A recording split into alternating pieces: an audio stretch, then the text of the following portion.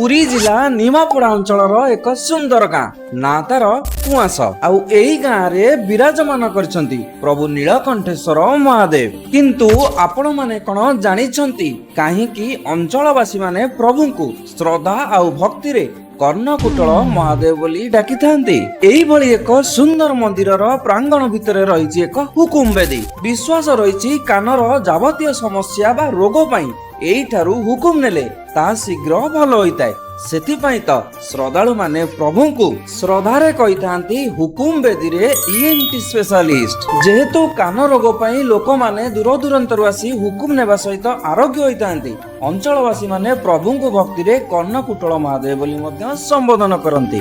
मंदिरर गोसाईଙ୍କ अनुसारे 1960 मसियारु चाली आसुची एही नियारा परंपरा।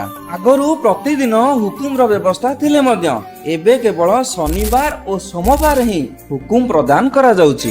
मंदिर मध्य रे 3 गोटी राजकीय नीति अनुष्ठित हेबा सहित जागर पर्व को बड़ धूमधाम रे एइठारे पालन करा जाइथाय। विश्वास अलौकिकता आउ महादेवଙ୍କ दिव्य कृपार संगम स्थली होउची एही नीलकंठेश्वर महादेव मंदिर। प्रभुंकर एही महिमा को अन्य मानकु शेयर करी जणाइबा सहित कमेंट बॉक्स रे निहाती टाइप करिबा हर हर महादेव।